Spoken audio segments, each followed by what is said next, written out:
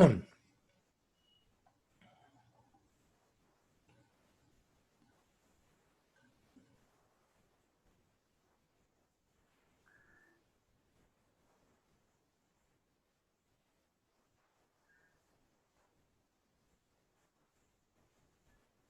Bob, it's up to you to get us started whenever you're ready.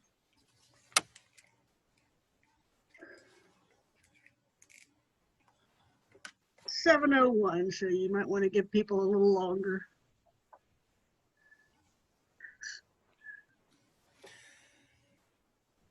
Well, while we're waiting for the rest to join, how many folks were able to summon the courage to watch any of the Republican convention? Not me. You know, I was so, with all intention, I wanted to watch it just to see what they did. And I just could not bring myself to turn that damn thing on. And everything that I've seen. I watched a little bit on the first night until that couple who had the guns on the protesters started to speak, and I couldn't go beyond that point. Yeah, I watched it almost all last night, and it was very surrealistic because every talk they would be saying completely false things. You know, Joe Biden is going to bring stormtroopers to your house and get rid of all suburban housing and put in low-income apartment buildings. And, you know, and someone made the funny comment. They said, he's going to make a socialist utopia without realizing that a utopia is like is exactly the opposite of what he intended to mean. Right. Well, we couldn't because we wanted to keep our dinner down in our stomach. Right. Good for you. Yeah, personal health and well-being, mental health and well-being. Well, they may have several break-ins to it because of the hurricane news. Yeah. I have a question for Lena. Yes. Lena, I sent a short video of two men talking to each other on politics. Did you see it? When did you send it? The day before yesterday. Oh, I don't recall it, but I'll go back and look. No, Are you thinking you'd like for me to share it tonight? Well, you can share it. It'll be beautiful because one of those old codgers is me, and I think it's hilarious. Okay. I think you did see it because I remember you sending a little comment. Okay. You know about the White House kosher kitchen? No. Yeah, she hasn't seen it, Carol. Well, I get so many emails, I sometimes forget what I've seen and what I haven't. So does anybody have any friends or relations along the Gulf Coast? Yes. Hopefully everybody will be well. The storm surge, they're talking about a record. 20 feet. Yeah, and that it could move 50 miles inland. And 20 feet is taller than a two-story building. We're talking about biblical proportion, kind of. Yep. Yeah, Well, we'll see how Trump handles this with them having depleted FEMA. Yeah. He'll totally ignore it and say it's Biden's fault. He should have built the wall along the Gulf Coast. Yeah. Barry, but look at how many holes it's got. I mean, it wouldn't do any good. Barry, you do any good now. Barry, you had sent Bob an email about something about footnotes or something about the Constitution. Did he get back to you on that? No, he hasn't. Bob, did you see that email? I'm not familiar with it. What was it about? I was reading the amendment, the Bill of Rights section, and there were notes at the bottom of them, particularly note number 1 and note number 3, and reference to the appendix explaining the notes. But when I went and read the notes, they didn't seem to be talking about the Bill of Rights at all. They seemed to be talking about bonds. I'll go back. How long? When did you send that? A couple of days ago, I forwarded it to you. Okay, I'll go back. As you can imagine, especially with this election going on, and the number of emails, because of course my regular email account is connected to my email account at the party headquarters, and so I am getting inundated, something like 150 emails a day. Hmm. So sometimes I have to put some aside, planning to get back to them, and then more come in, and I just don't get back to them sometimes. So I will take a look for that. But we're also dealing with distributing signs. So, Yeah. Yes, and by the way, if any of you need signs, we have them. The party down at the headquarters has been driving me crazy. Saturday, we got in 750 of them Saturday afternoon. So we started to distribute them Monday morning. All 750 were gone by 5 o'clock Monday night. Right. A second batch of 600 came in Tuesday morning. Those are now gone. And we're expecting somewheres around 1,000 of them tomorrow. And a lot of those are going to be gone pretty quick. But with this 1,000, I'm hoping we'll make it through through into middle to end of next week. How many But people we are also have them here at our home. We've got about 20 left, I think. I'm waiting for the storm to be over. So I pick one up. Yeah, that's a good idea. How It many might- people, how the many one- people are reporting having them stolen? We've had ours stolen already once. Oh, really? Oh, I haven't had that many. In years past, we would hear that it was, pretty significant. But, just what I've heard, only about 4 or 5 people out of the well over 1,300 that we've already distributed. Well, when ours was stolen, we replaced them with 2 other ones for Biden. And on the upper lip of this, on both sides, we wrote, if stolen, $100 goes to Biden. yeah. That's Good great. for you.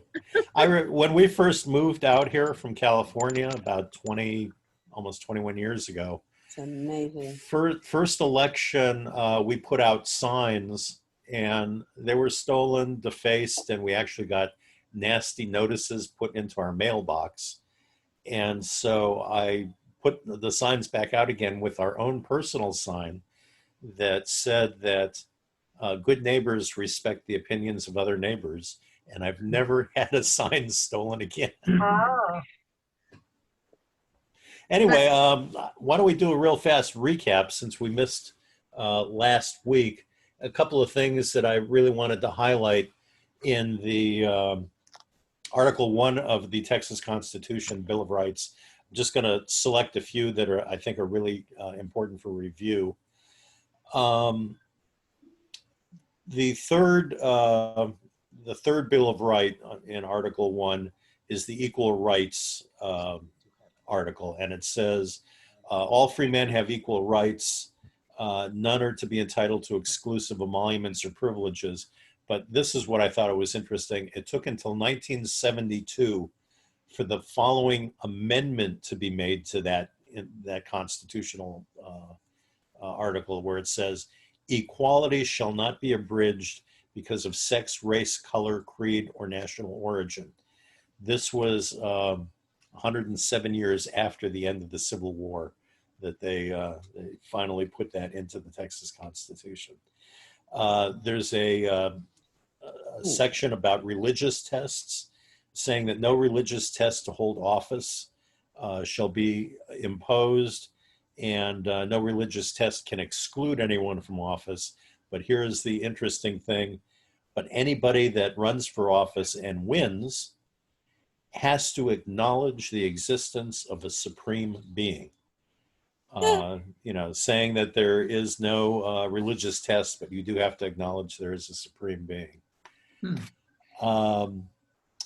As far as witnesses testifying in court, the witnesses shall take an oath or affirmation, and it shall be administered in, this is the language, administered in the mode most binding upon the conscience. And that is why they can stick in, when you swear an oath to tell the truth, the whole truth, nothing but the truth, so help me God. It's because of this most binding upon the conscience that has been determined by state courts not to violate the deal about religious tests. So, they introduced God there. Freedom of worship. The legislature must, and this is very specific language, must protect equally every religious denomination. No money shall be appropriated for the benefit of any sect, religious society, or religious seminary. And so then the question is, well, what about when a religious organization has an affiliated school with it, a private school? Can the state government provide funds for that? And the Texas Supreme Court said, yeah, because that's, even though we know that some of those religious educational institutions put a heavy emphasis on the religion, they say, the Supreme Court said that it is primarily an educational institution and therefore can get money even if it's not public, even though it's private. Freedom of speech, search and seizure, these things are virtually identical to the rights we have under the federal Constitution. Rights of accused, pretty much also the same as the federal rights. Issues of bail, the US Constitution has just a general statement that bail shall be allowed and it shall not be excessive. The Texas Constitution says bail shall be available, but not in capital cases. And, so if it's if it's a murder case or other capital case, aggravated rape or something like that, bail could be denied under the state constitution. And if you've been twice convicted of a felony, or if you've been convicted once of a felony while you were out on bail, you are denied bail in future. That kind of seems reasonable. The federal courts have read the US Constitution as implying that that's what they meant. So the state constitution actually just specifies that under certain cases you can prevent someone from getting a bail. Habeas corpus, the interesting thing is that in the Texas Constitution, it says that it shall never be suspended under any circumstances, whereas the federal Constitution says that habeas corpus can be suspended in case of insurrection, and I believe there was one other clause, but so the Texas state constitution says habeas corpus shall never be suspended. This one is kind of an interesting one just for discussion. The US Constitution says that no cruel and unusual punishment shall be permitted. So the conjunctive is and, cruel and unusual. And so an argument's made about the death penalty, saying that it's cruel, and federal courts have read that and said, but it's two things. It's got to be both cruel and unusual. And the death penalty is very usual in the United States. It's been around for, since our beginning.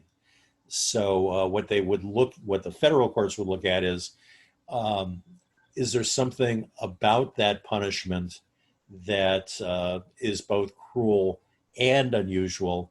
And so some of the I can't call them the newer techniques, but those techniques that were used in the 30s and 40s and 50s, the electric chair, that was considered a modern innovation to execution by firing squad or by hanging, was considered more humane. Gas chambers were considered more humane to put somebody to death. Now, the Texas Constitution says no cruel or unusual punishment. So the only difference in the language is the federal says cruel and unusual, the state says cruel or unusual. And that's been the subject of lots and lots of discussion. The concept of double jeopardy, that's the same as the federal. Eminent domain, I believe we talked about eminent domain and how they changed it in 2009. Eminent domain under the federal constitution basically says no private property shall be taken except for a public use and with proper compensation being paid for it. A little vague, obviously older than what's in the Texas Constitution. But in 2009, Jerry Jones used eminent domain under Texas law to, he got the Arlington City Council to purchase up large swaths of land, mostly poorly developed housing, substandard housing, bought huge areas using eminent domain and being able to say that the value of this property is very low because, you know, it's substandard housing, it doesn't meet code. So they were able to buy all that land, and then they essentially sold it at cost to Jerry Jones to be able to build his $1 billion football stadium. And so there was this outrage. How can you say that that you've taken private property for a public purpose when you built a football stadium that people have to pay to get into? They have to pay for the parking. They've got to pay admission. It's not a public purpose. It's a private business. And the federal courts said, well, by increasing the property value in that part of Arlington and being able to provide jobs to people in Arlington that couldn't get them before, that it helped the economic base of Arlington, the tax base, which allowed Arlington to build additional parks and fire stations and police stations. And so it indirectly was a public purpose. But the state of Texas, to their credit, they said, no way. And in 2009, they adopted an amendment to the eminent domain. And here's the exact language. Public use does not include taking of property for transfer to a private entity for purpose of economic development or enhancement of tax revenues.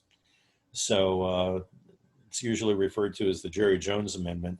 So he's the last person to get away with that in the state of Texas. No debtors' prisons. Good that they got rid of those. Some of the rest of these. Let's see. They created a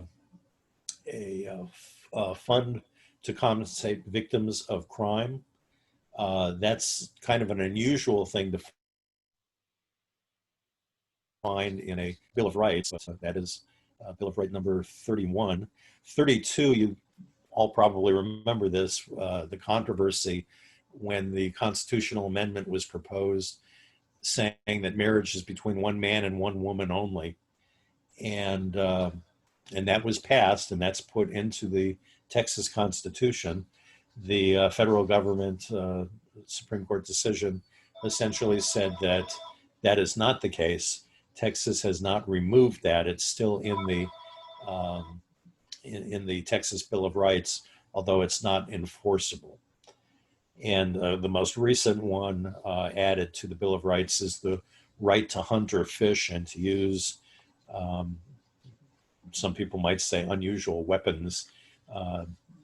You've got the right to do those for the purposes of hunting and fishing. You've got a constitutional right to do that. So enough with the Bill of Rights. Last time we spoke briefly about the Article 2, which establishes in writing. It's only implied in the U.S. Constitution. Here it is in writing in the Texas Constitution. that there shall be a separation of powers between the three branches of government. So it's very explicit. And of course, it creates the first branch of government, the legislative branch of government. And I think this is where we ended last time. So this is where we're going to be picking up here.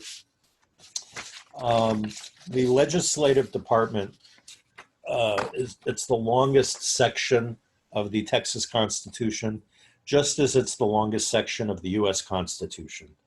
So here are some of the highlights of the Texas State House of Representatives and the Texas State Senate.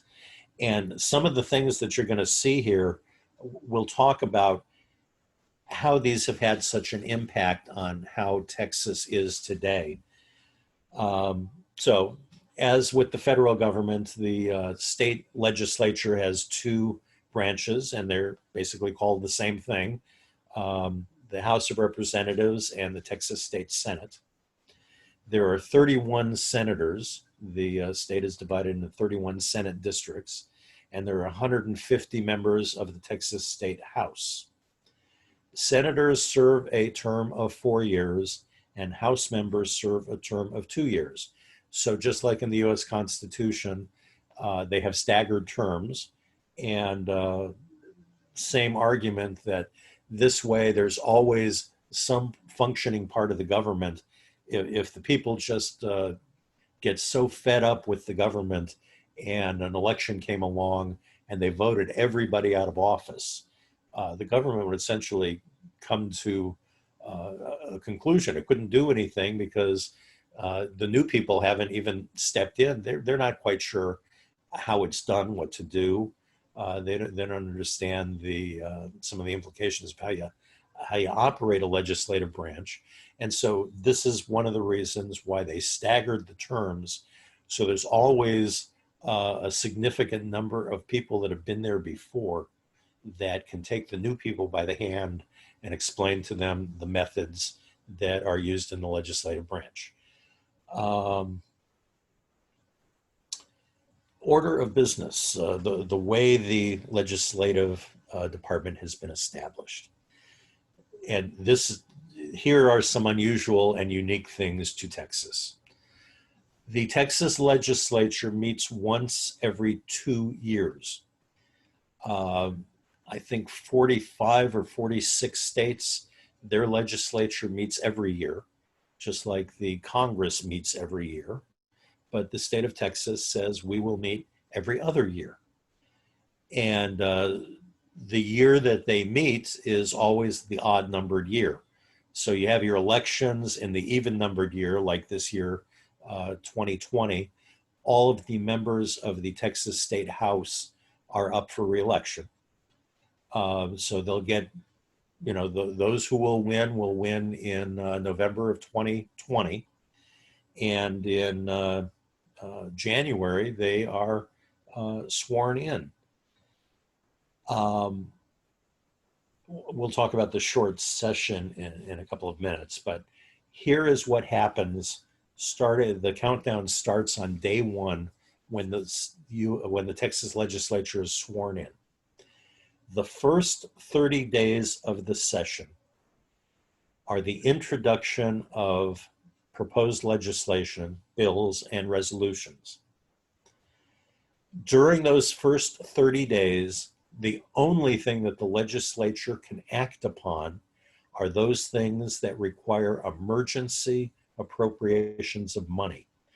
No bills, no new legislation can be even taken up in that first 30 days.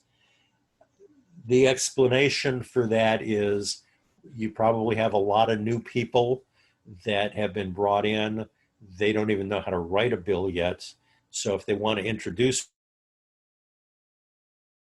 one, they will not be considered for 30 days. So we can get all of the emergency stuff done first and give the new people an opportunity to become a little more conversant in how the legislature works to start considering new legislation. The only other things that can be done in those first 30 days are the confirmation of recess appointments.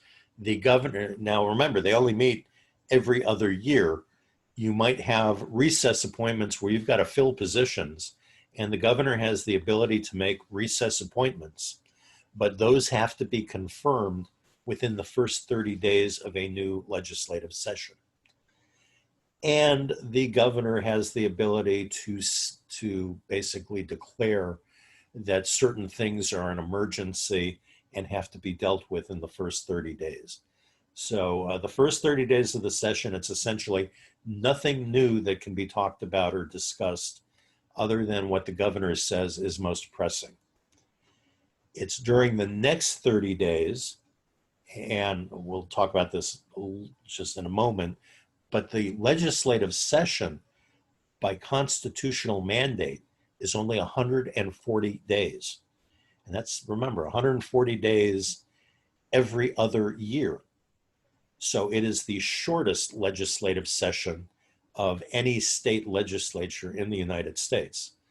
And the first 30 days, they can't talk about anything new. It's only the emergency appropriations and what the governor has declared as an emergency and confirmation of recess appointments. During the next 30 days, the legislation that has been introduced gets submitted to the committees. I don't want to go into a lot of detail right now about the purpose of the committees, but I forget exactly how many the state of Texas has. Both houses have certain committees that they have the same name, the same title, and then some of the houses, the House and the Senate, have special committees that only are in one house or the other. All legislation that's introduced has to be referred to a committee first for discussion. And here is how the power is distributed or how it's exercised in the state legislature. The committee chairs are usually based on seniority. So the longer a person has been in the state legislature, the more likely they are to be a committee chair of the most important committees. Some of the smaller, less important committees, newcomers can become the chair, but the really important committees, it's based on seniority, which tells you right there why there is such a great emphasis put on gerrymandering and making sure that the particular party in power maintains that party, so they maintain the seniority so that they can put their senior people into those essential committees. So that's one of the effects of gerrymandering. The committees have to hold hearings on those next 30 days. And it's the committee chair that decides the order of taking up the bills that have been referred to that committee. So if a committee chair doesn't like a piece of legislation, even though it might be very popular among the people and it might be a topic of hot discussion, he can put it at the very bottom and they're never going to get to it. So he can bury it that way. It's done at the federal government level as well. There is a provision in Congress whereby a floor vote, they can pull a bill out of committee and bring it to the floor for a vote and discussion. I don't think there's any such thing in the Texas state legislature. So if a committee chair wants to kill a piece of legislation presented by the opposing party, and usually it's the opposing party's bills that they want to kill, they always put those at the bottom of the list. And they've only got 30 days really to hold committee hearings on those. So we've covered the first 60 days of the 140-day session. The final 80 days, here is what can be done. They act upon any remaining bills or resolutions and emergency submissions by the governor. And then the rest of the order of business. Oh, there is a means of pulling something out of committee and bringing it to the attention of the entire floor. But it's different than the federal. In the federal, all you need is a majority vote to pull something out of committee and bring it up for discussion. The state of Texas says that you need an 80% vote of the legislature in order to bring a piece of business to the floor for debate by pulling it out of committee. That means that the likelihood of getting 80% to do that is pretty low. And if you can get 80% of them to agree on something, there'd probably be no reason why that piece of legislation was put to the bottom of the list of things to consider anyway. Bob, is that only for the representatives or for the Senate as well? Both. Both houses have that 80% rule. Separately? Yes. Oh, yes, separately. And of course, when one house brings it up and passes it, it has to be sent to the other house. And they've got to approve it. And you know that they're going to have slight modifications that they want to make to it. And those slight modifications will then require a joint committee put together by both houses, members from both houses, to argue about the differences and work this out. But remember, they've only got the 140 days total to do all this. And they can only do this in the last 80 days. So this is why most of the legislation that's offered up never sees the light of day. So those are the procedures that the state legislature has imposed. And you can see that using these procedures, the dominant party is in charge. They can pretty much push through whatever they want, and they can stifle anything that the minority party wants. And so in the old days, the Democrats did this, going back from, pretty much right at the beginning, 1876, to I'd say about the 1940s, probably into the 1950s, the Democratic Party was the dominant party in the South, surprisingly. But the Democratic Party in those days was not liberal. It was a very conservative party. The Republicans in those days were the liberal party. And then since, I'd say about 1964, between 1964 and 1968, the two parties shifted. The Democrats nationally were always forced, even though most of the Democratic Party across the nation was more liberal, they were always forced to have to give some benefits to the Southern Democrats, who were much more conservative, because they needed that coalition in order to win national elections. It was the McGovern Commission, which I think was put together in 1965 or 1966, that finally convinced the Democratic Party those Southern quote unquote Democrats really aren't Democrats. They are forcing the real Democrats into positions that they're uncomfortable with.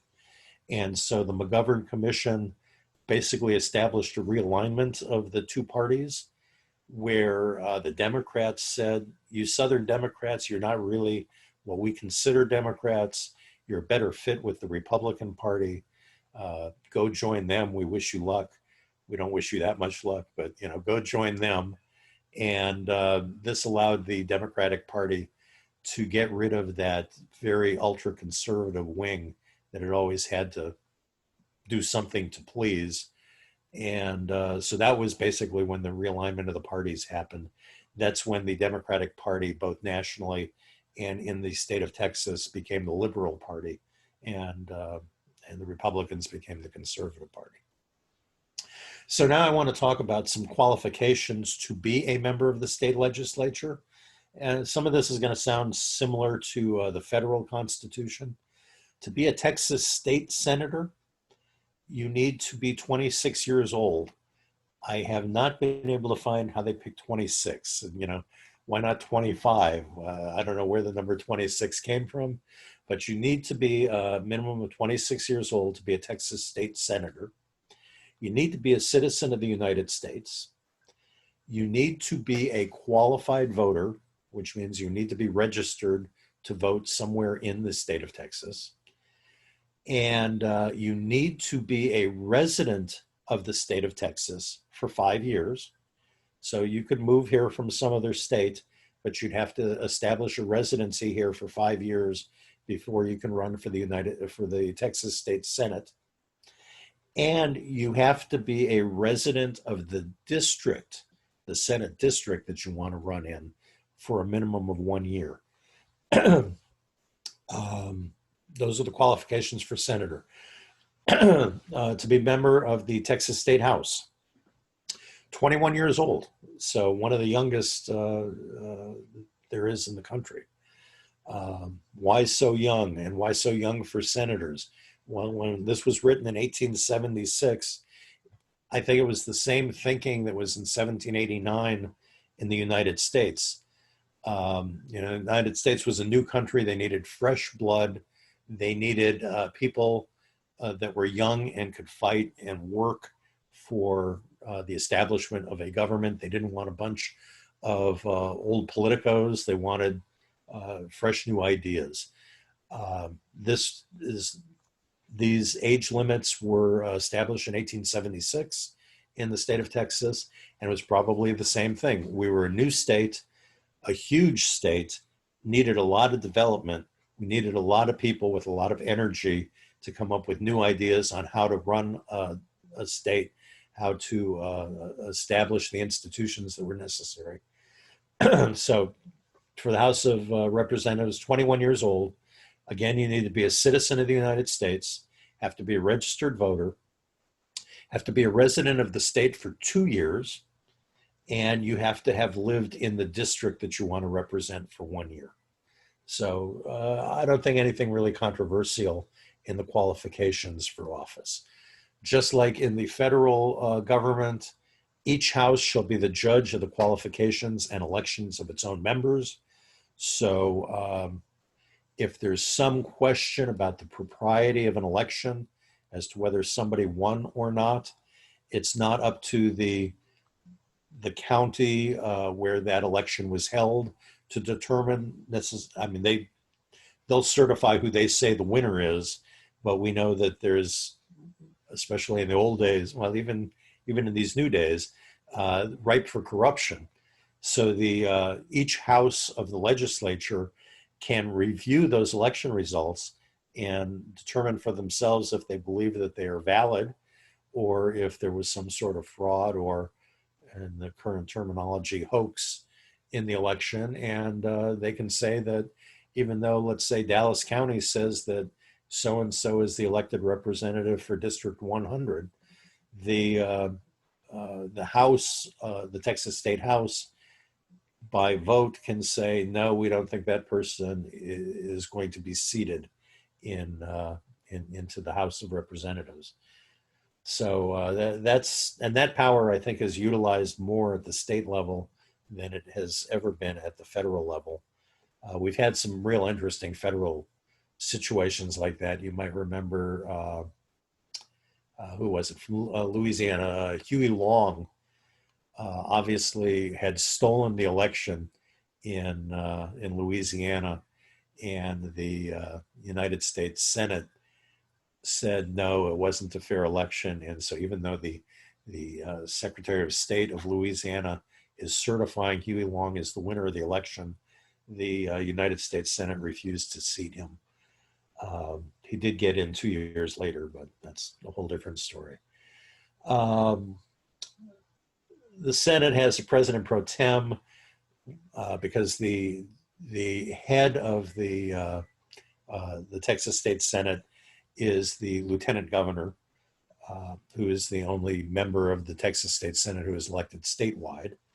And so aside from being the second in line for the governorship, just like the vice president is second in line for president, the second in line also is the presiding officer over the United States Senate at the federal level, Texas State Senate. But you know that the vice president and the lieutenant governor very frequently do not attend the legislative sessions. So they appoint a president pro tem of the Senate whenever the lieutenant governor is absent. This is not worth talking about. Okay, quorum. In order for them to conduct business, each house has to have 2/3 of its elected members present to conduct business. And I'm sure a lot of us remember, I think this was when Tom DeLay was trying to push through the redistricting plan, that the Democrats in the state legislature knew they didn't have enough membership, enough votes to defeat the plan, but they did have enough members to represent more than 1/3 of the elected officials. And so by boycotting, and you remember they went to Ardmore, Oklahoma, for the purpose of denying them a quorum so that they couldn't pass Tom DeLay's redistricting plan. Well, just like the U.S. Congress can do, the Texas State Legislature, if there is an absence of a quorum, a single member can show up and just, take the gavel and bang it and say, I'm adjourning the House for the day. So technically they're not out of session. They're just an adjournment because they don't have a quorum. And just like the federal government and the state government has the ability to compel the attendance of absent members. And so as you recall, the Texas State Rangers, and this had to be in collusion with Oklahoma because Ardmore is in Oklahoma. Texas Rangers do not have jurisdiction in Oklahoma, but they were able to go to Oklahoma and essentially convince those that were boycotting to come back so that they would have a quorum to do business. So those are the quorum requirements, 2/3 of each house. Journal of Proceedings, unlike the federal government, where some things can be done by voice vote, there is a Journal of Proceedings and it requires every vote to be a recorded vote. So you can see how every one of your state legislators voted on every single thing. There would not be any voice. They could do a voice vote, but it would still be, there's still a requirement that the voting has to be recorded. I've got a question before you go any further. Yes. Since we're in a year where there's no session, but next year there will be a session. If we're still in a situation where we've got COVID in January and yet they're supposed to be in session, what will happen if they don't show up in Austin? Who knows? Well, No, I mean, what would be the procedure? that's an interesting question. My guess is, because Constitution says that there has to be a 140-day, no longer than 140-day session, and that it begins on a particular date in January. If the COVID problem is a problem, and they can't get 2/3 of either house's members to show up. Remember, the Republicans are likely to show up. It might be the Democrats that don't show up. So in the Texas State Senate, they might be able to get 2/3. No, they'd still need to get some Democrats in there. So here's the thing: if they can't convene with a quorum and they adjourn day to day after 140 days, the session is officially over. But we'll talk about this when we get to the power of the executive branch, the governor. The governor can then call an emergency session. So, and he can do that anytime in the 2-year period other than the 140 days when they're supposed to be in session, he can call an emergency session. So, he might wait until the COVID crisis is a little more manageable, or at least that he thinks that he can get 2/3 of both houses to return, and then he can just call an emergency session. And we'll talk a little bit more about emergency sessions, but it requires 30 days notice, and an emergency session can only last for 30 days. And the governor sets the agenda for what can be talked about in an emergency session. And unless it's on the agenda, nothing else can be brought up. So in that case, I can envision a governor becoming almost a dictator, because he can say, I'm calling the emergency session. You can only talk about the things I say you're going to talk about. And, so here are the things that I want done, and I don't care what the other party wants. They might not pass them, but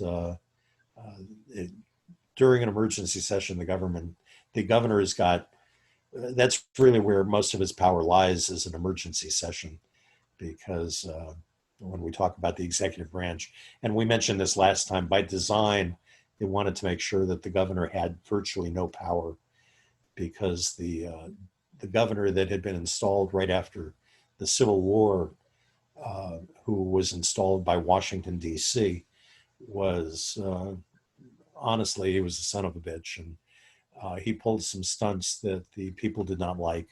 And so they made sure when they wrote their new constitution, the governor would never have the kinds of powers that the predecessor had. So you'll see how the governor really has, we have a government that is considered among the 5 least powerful in the United States, and a governorship that is probably the least powerful of all of the governors in the United States. How long is his term? 4 years. Okay, vacancies, we don't need to. Well, this might be an issue at some point. If there is a vacancy in either house, so in the House of Representatives or the state Senate, there's a vacancy, the governor has the ability to order an election within 20 days of his proclamation that the seat is vacant. So the governor can call a special session or a special election to fill a vacancy. But he doesn't have the power to appoint somebody. He can only call for the election within 20 days of when he declares the seat vacant. And this could be an issue in Collin County. I forget who it is, but one person in the Texas State House of Representatives is running for a vacant seat in the Senate, which means that there's going to be an open seat somewhere in Collin County for the House of Representatives. And this woman, Shelley Luther, the one who had the beauty salon that she opened despite the order that it needs to be closed. Now, that is in Dallas County, but the district that she lives in is partially in Dallas County and mostly in Collin County. She's running for that seat now. So it's going to be interesting to see how that works out. But one person changing positions in the Texas state government creates this house of cards following it. When one person goes for a new office, all of these people below decide to run for that office, making vacancies below that. So new people come in to vote for that. So just one person looking to switch a position can really create a landslide, a waterfall of new folks running for office. Okay, enough on vacancies. Privileges that these members of the state legislature have. Similar to the US government, they are free from arrest during a session, going to or returning from a session, except in cases of treason, felony, or breach of the peace. They can't be stopped by law enforcement. It goes back to the old days where the king used to arrest members of parliament when he thought that they were going to vote against him. So you can't be arrested during a session, going to a session, or returning from a session. Each house determines the punishment for disorderly conduct or obstruction of its operations. That's the same as the U.S. Congress.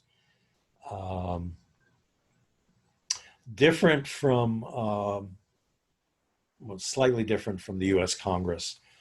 All proceedings in the House have to be an open session. There is no executive session in the Texas State House of Representatives. They can have an executive session in the Texas State Senate, where it's not an open session. People can't find out what goes on. It's not recorded in the Journal of Proceedings. No adjournments without approval of the other house. Okay, that's the same as the U.S. Constitution. And words spoken in debate within if one senator or member of the House slanders or libels another person in a speech or debate or some sort of discussion in committee, they are not liable for that. If they were to repeat it outside of their respective house of the legislature, they would be subject to slander or libel law.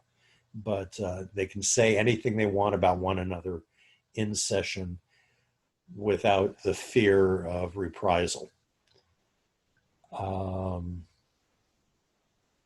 this is something that is explicit in the Texas Constitution, not mentioned in the U.S. Constitution, but the U.S. Congress has ethics panels that look at this. No member of either house in the state of Texas that has a personal or private interest in any bill proposed shall not be allowed to vote on that bill. So it is expressly stated in the Texas Constitution, if they're talking about buying a piece of land, for some sort of a public use, and a member of the state legislature owns that piece of land, he can't vote on that. So in theory, the ethics committees of the U.S. Congress would try and prohibit that, but here it is expressed in the Texas Constitution. Now, here is what I think is one of the serious problems of the Texas legislature now. And it explains the composition that we have, the types of people that we have in the state legislature. The thinking was that if you want to run for office and become a state legislator, you shouldn't be doing it for the amount of money that you're going to get paid. That shouldn't be your motivation. Your motivation should be that you're doing it for the good of your state. So the money shouldn't be what gets you to run for office. And so what they put into the Constitution is, and this has been unchanged since 1991. In 1991, they raised this, where a member of the state legislature gets paid $600 a month. And it's been that way since 1991. Who can live on $600 a month? That's $7,200 a year. That's not going to pay anybody's rent, much less any other expenses. So this, I think, is pretty insidious. Who can afford to run for the state legislature? If you're retired and you have put away enough money that you can live on, you can afford this $600 a month payment. If you are independently wealthy,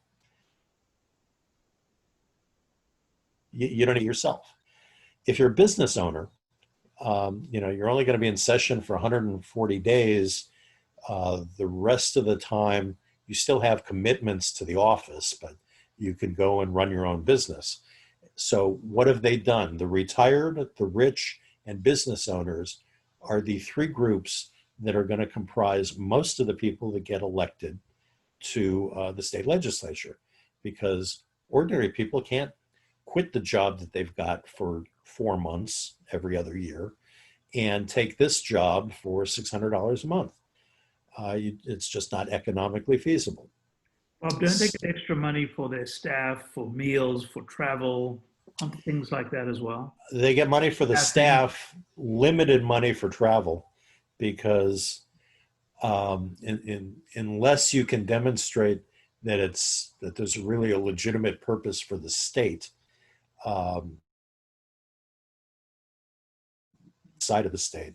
So travel expense, incidentals like that, they'll still get paid for. And Now, have an office in their home district. Is that paid for? That's paid for by the state, but again, they pay a very small amount. And so often what happens is the legislator pays the rent and some of the rent and the expenses, because the amount that the state provides is not enough to do a good job. Our state representative, Ramos, couldn't afford a district office until about 7 months into her term, because the state offered so little money for it. But now there is a stipend. We're going to talk about that in just a second. But do you see how this $600 a month, although it was introduced for, I think, altruistic purposes, that if you want to be a legislator, you should do it because of your interest in your state and not in your personal financial interests. So there's an altruistic reason for that. But you see how it cuts out a huge swath of people that might want to run for this office. And here's the other problem. The three groups of people that comprise most of the legislature, retired people, wealthy people, and business owners or attorneys that have other sources of income. How well do they understand the plight of poor people in the state of Texas? They've probably never experienced it. Now they, again, with all good intentions, they might say, I understand what needs to be done for these poor people to get them out of poverty.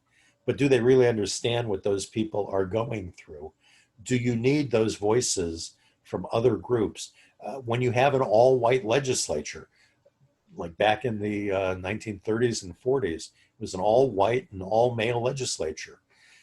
Can that legislature understand the needs of peoples of color or women? Do they understand what women really need when you don't have a single female voice in the entire legislature? So this, I think, is a real problem. But can you imagine, because this is in the Constitution, it would require the vote of the people. First, you'd have to get the legislature to approve a raise. And you can imagine most, especially Republican legislators, are not going to want to be held account for the fact that they wanted to raise their own salaries. So the likelihood that the legislature would say we need to raise this, there's a chance. I mean, it happened in 1991, and there's a lot of discussion since that it needs to be raised. But then if the legislature does approve it, it has to, because constitutional amendment has to be voted on by the people. And are the people of Texas going to say, yeah, I'm going to vote to raise all of these legislators' salary? And what are you going to raise it? From $600 a month, so that's $7,200 a year. What's a reasonable sum these days? $40,000, $50,000? You're talking about a sevenfold increase. That's probably not going to happen. So this is a recurring problem. Oh, do senators get the same amount, state senators? Yes. And as a matter of fact, well, no, the state legislators, all of them get paid the same, with the exception of the lieutenant governor. He's a member of the state legislature, but he's also a member of the executive branch. He gets paid executive branch salary as opposed to state legislature. Now, there is a per diem, like Warren alluded to, the 140 days that they are in office or in session, they get $190 a day to be in session, and plus mileage to drive to and from their home to Austin. So now let's average this out.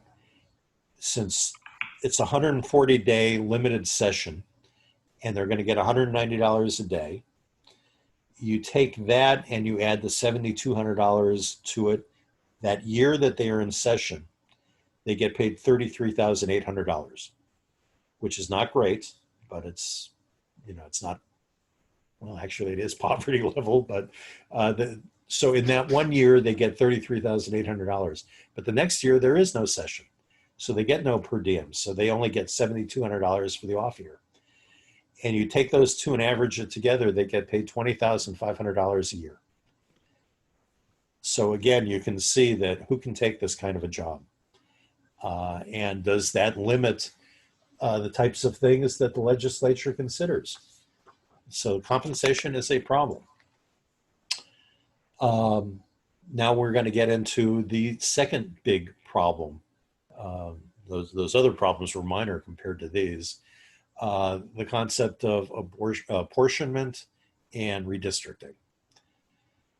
So apportionment, first of all, what happens is a census is held. They're holding a census right now. I would not be surprised if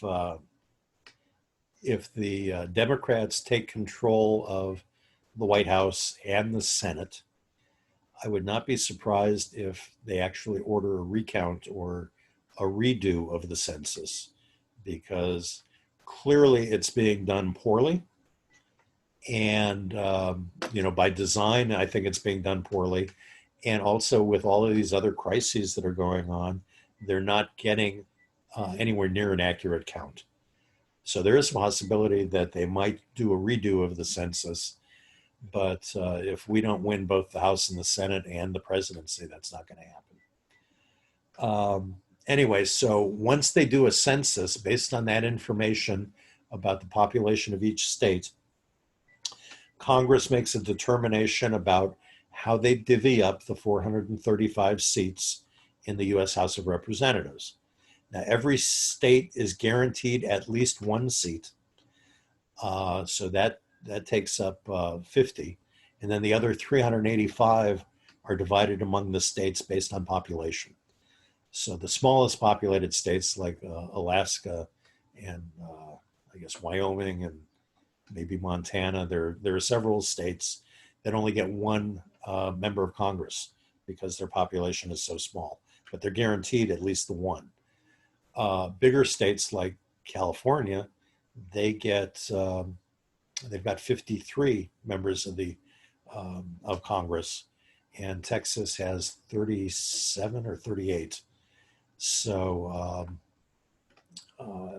anyway, the states are then told, like Texas will be told, you get 38 congressional seats. It'll probably increase depending on the census and depending on whether the census is considered valid or not, whether they have to do it. But based on what we know about population, Texas is probably due an additional 2, maybe 3 congressional seats because of increases in population. So when the federal government tells Texas, okay, you used to have, let's say 37, now you've got 39, you got to draw the lines because every member has to have a geographic district that they represent. So you have to draw 39 congressional districts. The Constitution of the United States does not give specific details about how those lines are to be drawn. It's left up to the states. And over a more than 200-year history of the United States, lots of different ways were determined. Some of the oldest ones were this, and this is going back to like 1790. A state like Delaware, they would be told, okay, you've got 3 congressional seats. Delaware, you figure out how you're going to find the people for each of those seats. So Delaware might say, well, we'll divide the state into 3 districts, and each district gets to vote, and they get to pick their representative. Well, they could have alternatively said, well, the entire state gets to vote. So all the people that want to hold this position go on a ballot, and the 3 people that get the most votes are now your congressman.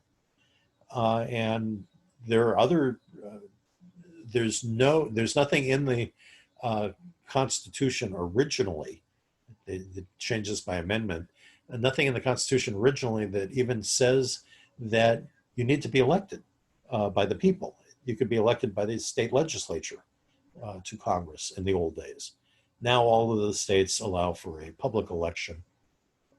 And in the Senate, by constitutional amendment, the Senate used to be, remember, appointed by the state legislatures. And they got rid of that the senators are elected by the people. So there are lots and lots of different ways because there are no set guidelines on how you do your redistricting. And this is why you get some of these weird gerrymandered. And we understand the concept of gerrymandering. You draw the lines so that you make sure that you have a safe number of votes in your favor, so that you'll be able to hold this for the 10 years until the next census is conducted. So you design the lines in a way that makes sure that you have the benefit of winning. And I don't want to get into too much of the weeds about gerrymandering, but there's this concept known as stacking and cracking. So let's take Texas, for example. You know that South Dallas area, they're always in that South Texas area, pretty much District 100, they're always going to vote for a Black person for their, to represent them, because it's like 80% Black. Well, if you know that there are certain areas that your party can't win in, that the other party is going to win those. You know the other party's got to win some stuff. You draw the lines so that you put as many Black people into one district, so that the most they can elect is one Black representative. Whereas, because they've got to get one. Or the other thing that you could do, the cracking, is you can take a heavily Black district and divide it up in such a way that 1/5 of it goes to one district that's mostly white, 1/5 goes to another district that's mostly white. By doing it that way, you can make sure that no Black representative gets elected, even though they have a significant part of the total population of the state. So, so when apportionment comes down and the state is told how many seats it's going to get, here's what the Texas state legislature does. The House, the Texas State House, now we're not talking about federal, but we're talking about, because they use the same census data to draw the lines for the Texas State House of Representatives. So they take the population, they divide it by 150. That is supposed to be the size of each state legislative district. Now we're going to figure out where we get, because each district has to be pretty closely the same number of population.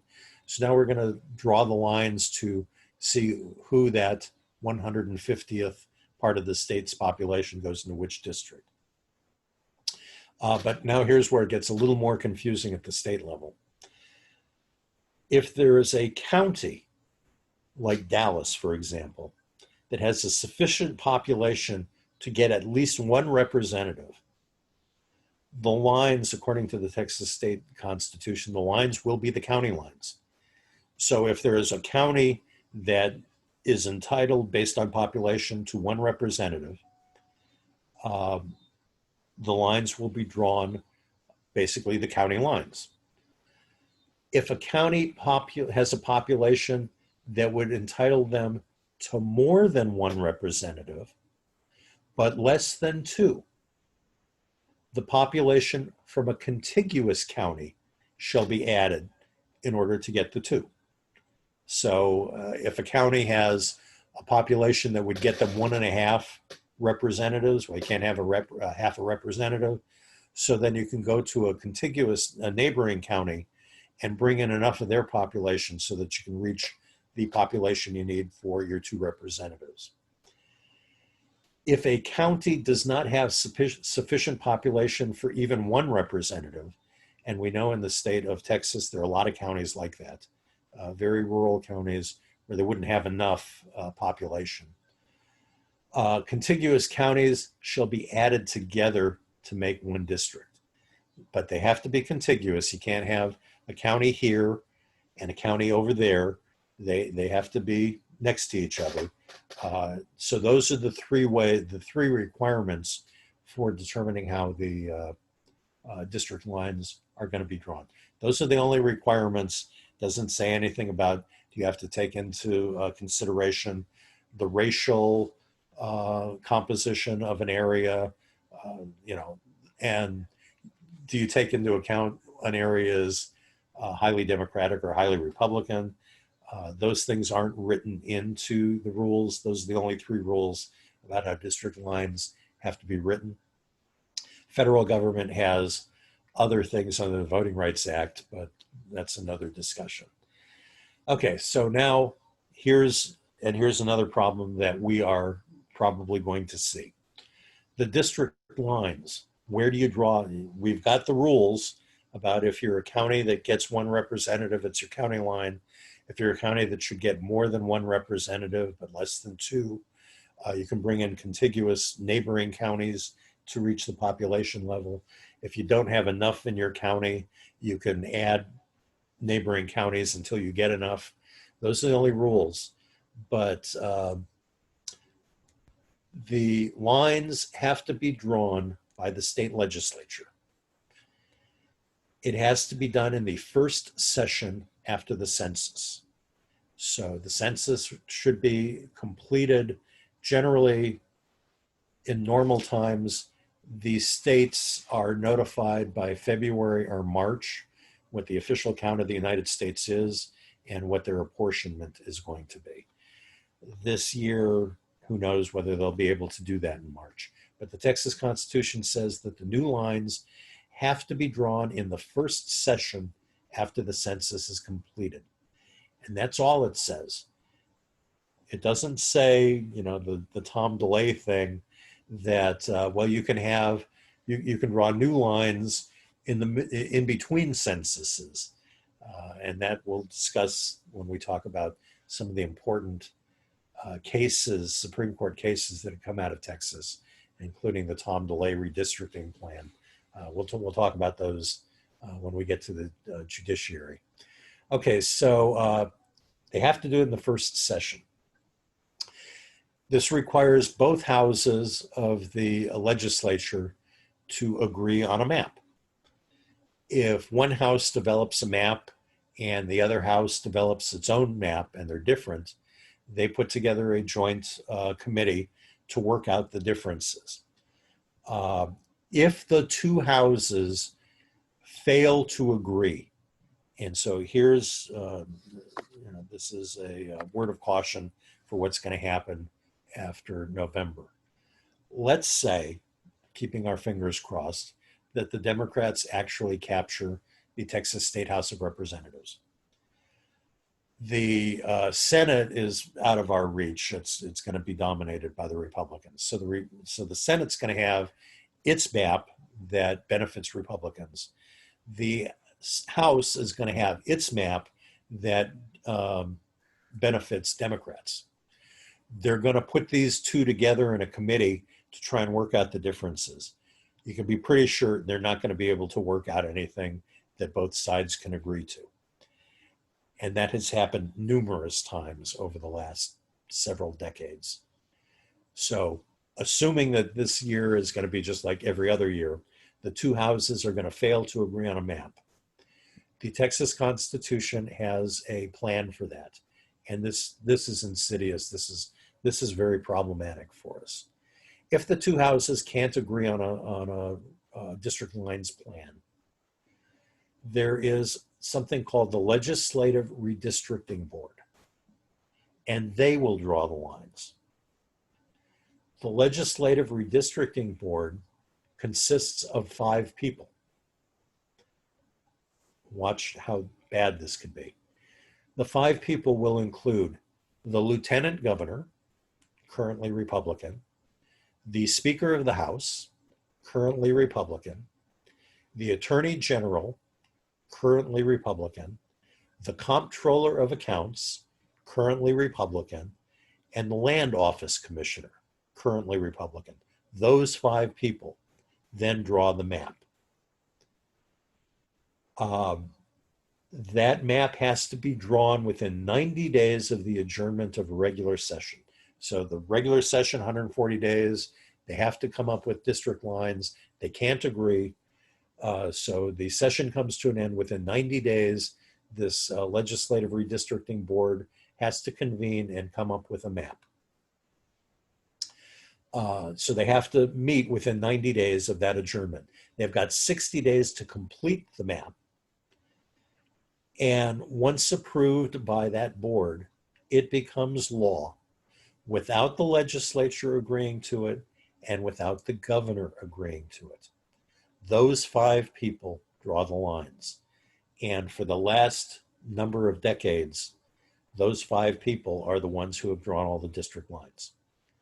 So you can see how a dominant party in a state retains its dominance, that 5 people from that party determine what the lines are.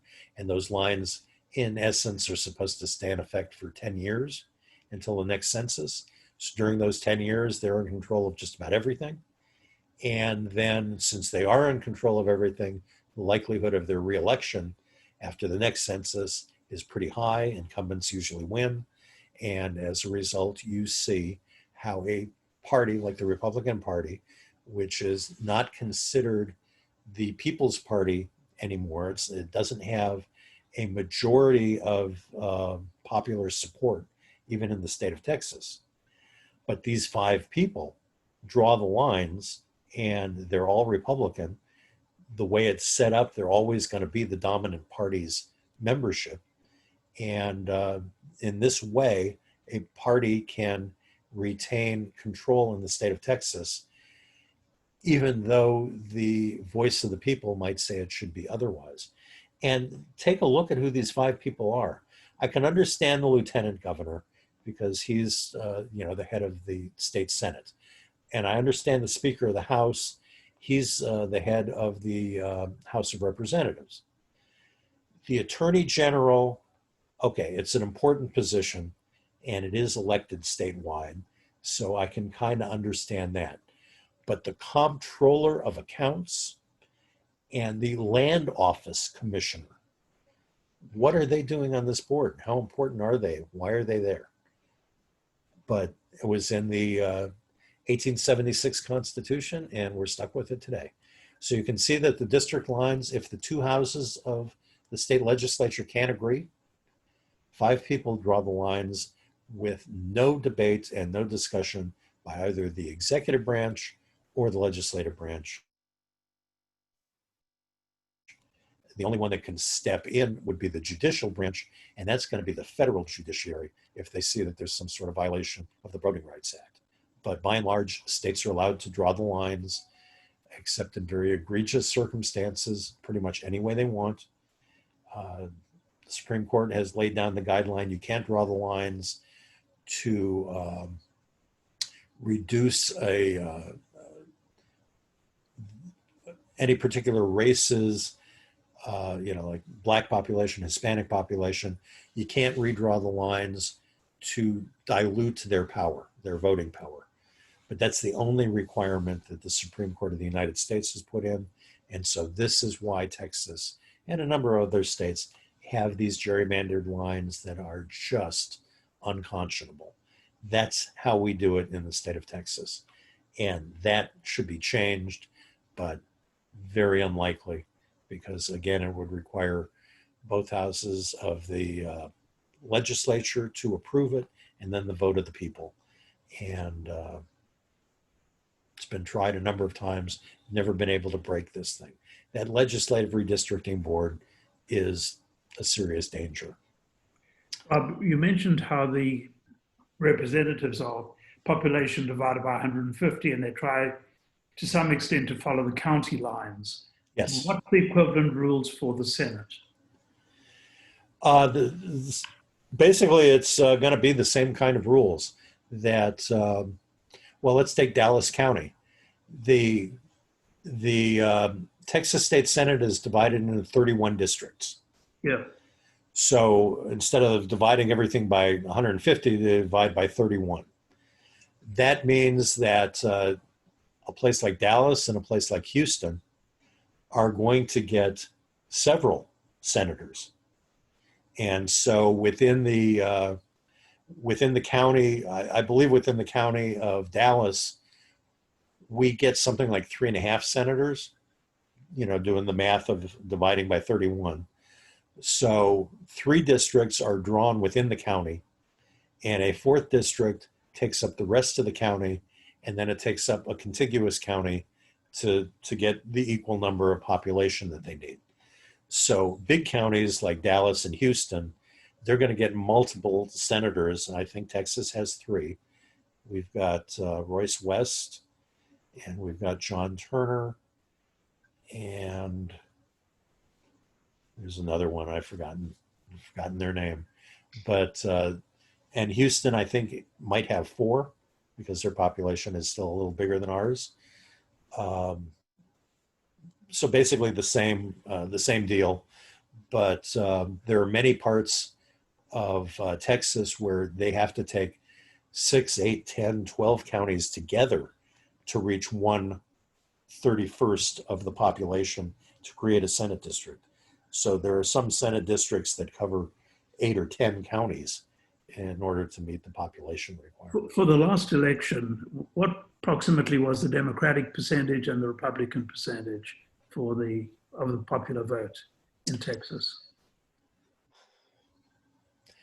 If you go by gubernatorial, the last governor's race, what was it? A 9% difference. And if you add up all the House districts?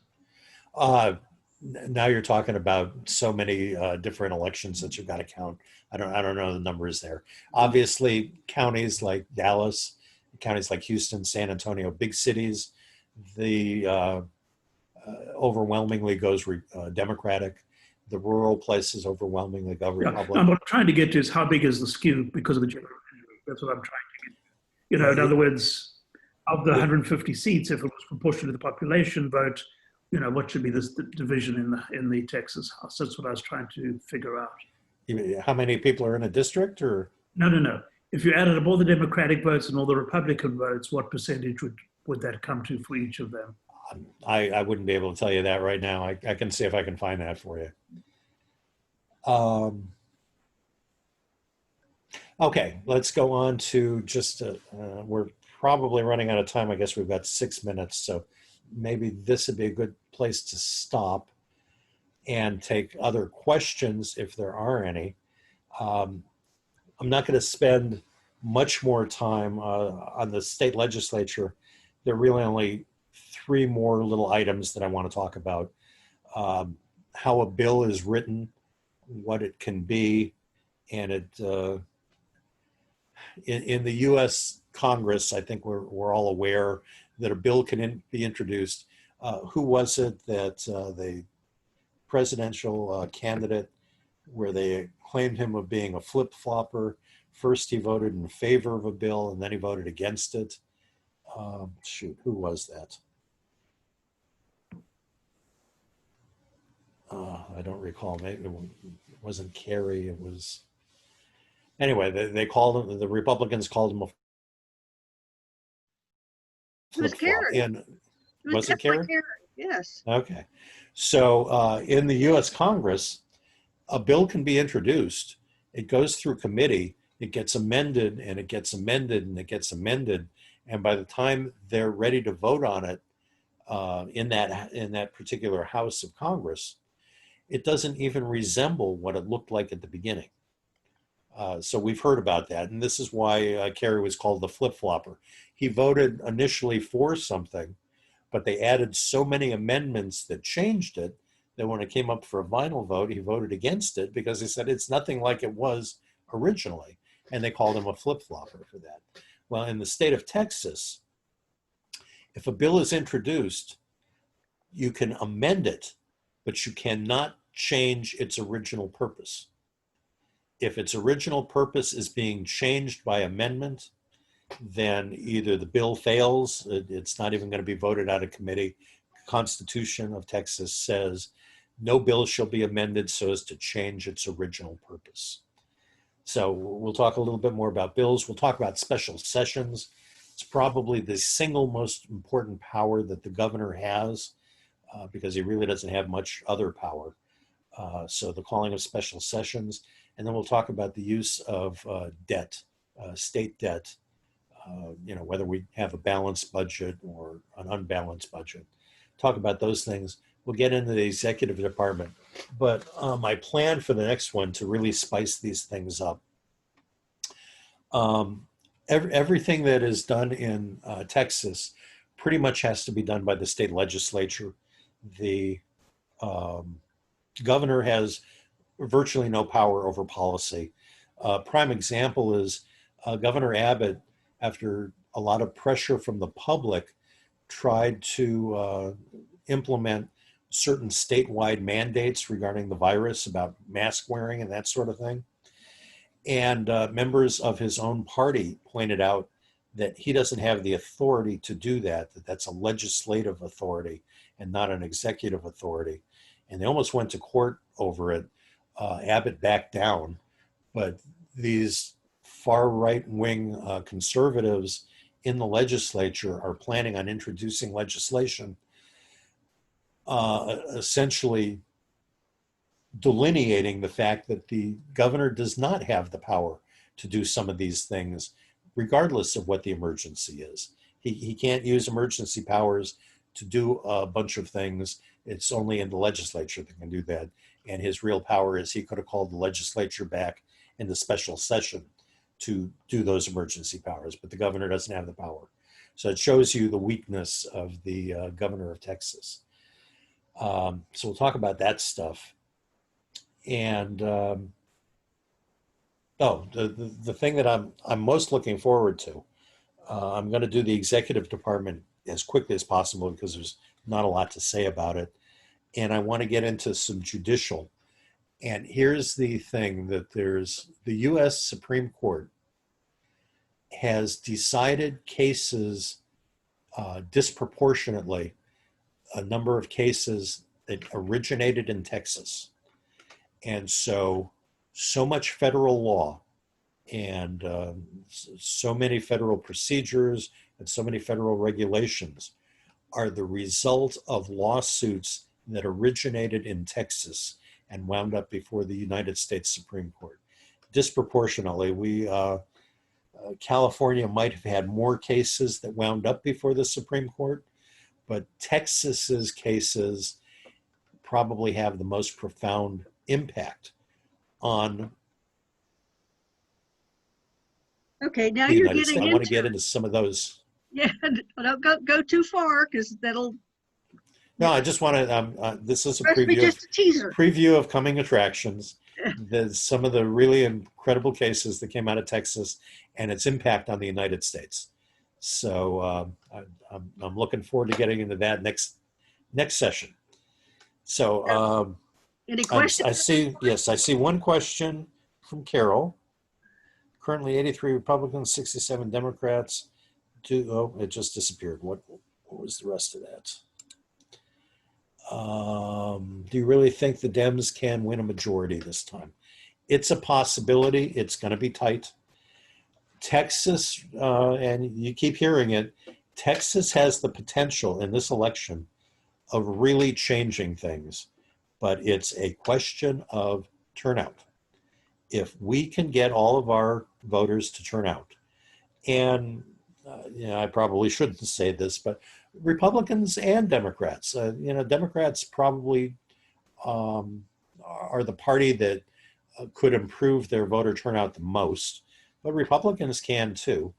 And our legislature and our votes for United States Senate and our votes for the presidency. If we get turnout, and you know that Texas is one of the worst turnout states in the United States. If we get turnout, Texas, there's no way that Donald Trump can win the election without Texas. If he loses Texas, and right now Biden is up, I think, in Texas by 4%, with a margin of error of 3%. So it is razor thin. But if we can turn Texas over to Joe Biden, there's no way that Trump can get reelected. Every political analysis that I've seen says it can't be done without Texas. And we know that Florida is on the brink of maybe going against Trump as well. And several other of these, purple states that are, right on the cusp that could make the difference. We need to get turnout. So, and the question that Carol raises about can we flip the state House of Representatives? Here's the problem, and this is exactly what the Republicans saw coming. They always play the long game. They saw that they are losing ground, and they saw that straight ticket voting was hurting them. They originated straight ticket voting, and it helped them. But now with large populated urban areas, straight ticket voting hurt them, so they got rid of it. We in Dallas have to make sure that when our voters, and we know that sometimes they are not the most, you can't count on them. I mean, it's sometimes a miracle that you get them out to vote at all. And they look at the first race for president and they say, oh, I know who I want here. And they vote there. And then the second race on the ballot is going to be United States Senate. And in Texas, really, they might just look at it and say, I really don't know. And they might skip it. And then they start going down race after race and they say, I know even less about all of these people. So very often Democrats are just going to vote for what's at the very top and not go any farther. And especially it's going to be a long ballot and there are going to be long lines because people are taking their time at the ballot voting machines. So some people are going to get discouraged and they no longer have the ability to just check the one box and say, I vote for all the Democrats top to bottom. This is what the Republicans wanted to do because they've lost every local race in Dallas County now going on for 6 years. I don't think a Republican has been elected to any lower ballot position in Dallas County because of straight ticket voting. And if now that that's lost, if our Democrats don't vote all the way to the bottom and the Republicans do, they're going to win some of those seats at the bottom. And that's where they build their bench to be able to go on to higher office. Okay, so we got to make sure. By the way, news alert, the hurricane is now a Category 5. Okay, so it's the worst category you can be. Yep. And on that note, we're going to call it a night. Yes, it's so we'll pick up with the executive department, and hopefully I'm going to get into real interesting discussion about some of these Supreme Court cases and what the U.S. Supreme Court thinks about Texas. Okay, so until next week. Thank you very much. Okay. Good night. Good night.